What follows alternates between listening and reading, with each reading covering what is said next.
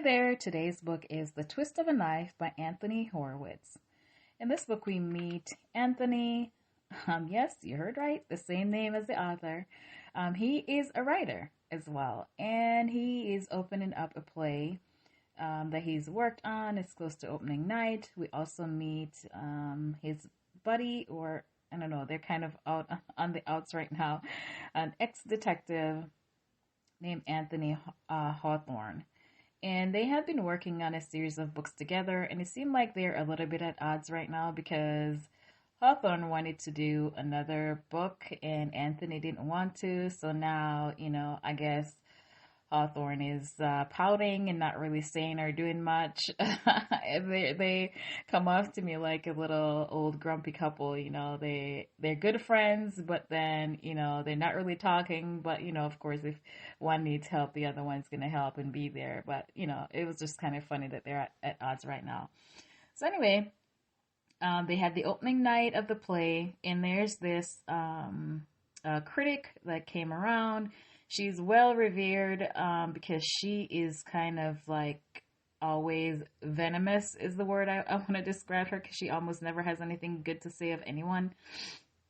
And her reviews are always just poisonous. They always seem to be one of those that always hit at the heart of whatever insecurities or negativity that she could find to make the most damage.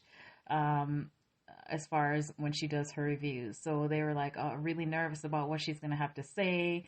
So, after the first play, they got together and had dinner, hang out or whatever. And then they went back to the theater. They had been gifted, all the cast was gifted with an ornamental dagger from one of the partners that Anthony was working with to put the play together. Anyway, they later discover that, let me back up a little bit. Harriet was at the get-together for, what reason, I don't know. She likes to be at these things so she can kind of intimidate, I guess. So she was there even though she wasn't really friends with anyone there and nobody really invited her, but she showed up anyway. So we later find out that she was killed, and what do you know? It's with a dagger.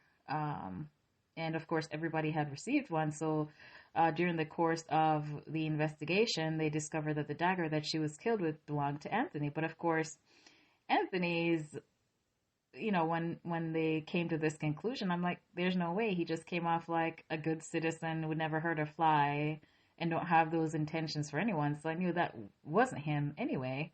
So I'm like, oh my goodness. When are they going to get to who really did this? Because there's just no way.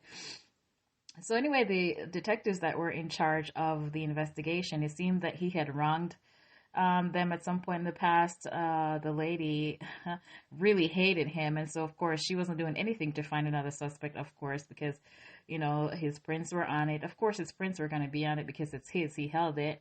And then, other people had theirs, and he's the only one with his missing. But he was saying that he left it at the theater. He didn't have it. So anyway, he was in jail for a while, I think overnight, and then he didn't want to tell his wife about this, so he ended up having to call Hawthorne, who, of course, he was kind of on the outs. But anyway, he did come and help him and was able to get them to let him out. And so they decided that they need to find out who the real killer is because, we know it's not him. And of course, Hawthorne was like, I have to ask you, did you really kill her? And of course, they started bickering over that because he's like, are you really asking me this? So now Hawthorne has a little buddy. He's a younger guy who's a computer whiz. And so he had hacked into the police database, to kind of give them a little head start. And so he kind of crashed it so they wouldn't be able to get, some of the information back, to be able to finally arrest. So because they didn't have all the details or whatever, that's how come he ended up, being out of lockup. So they're on this journey to figure out who, killed the theater critic. So in the path to find the truth on this was not very straight at all. They had a bunch of different threads. They seemingly had nothing to do with it. They had to follow. and in order to determine who is the person who was responsible. There's also a storyline that went back to, and that tied into someone on the cast, which, nobody knew about this history of this guy. But this history that was tied into the storyline was from when he was younger. And there was a rich family who had moved into this small town where he had lived. And so they got together. And so it seemed the two of them that kind of just knocked heads together and just decided to be bad and rebel.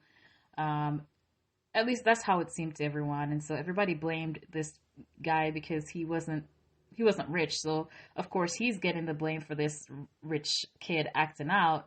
And later, they were responsible for the death of one of the teachers because of some prank that happened, and he ended up getting hit on the head and he ended up dying.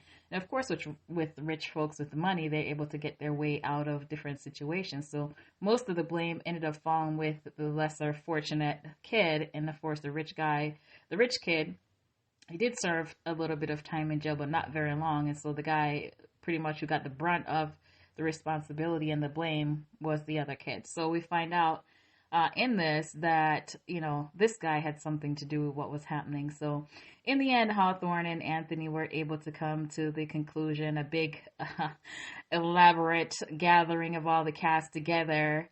That's what Hawthorne did. Gathered everybody together, gathered the detective, and a big, almost like he's giving a big speech going over how he came to his conclusion and why and this and that. It was a really good book. And I realized that this is also a part of a series, so I'm looking forward to seeing what else Anthony Horowitz has written. So definitely this was a good one. I had no way of determining how this was going to come out in going through the book. It's not a predictable plot. There's seemingly unrelated threads that they had to pursue to get to the truth, which was, quite interesting to read. Like, okay, so why are we doing this? And how does this connect? This has to tie in somehow at the end. So anyway, definitely 4 stars on this one. I definitely recommend it if you're looking for a good book to read. If you have read or listened to this book, let me know your thoughts. Until next time.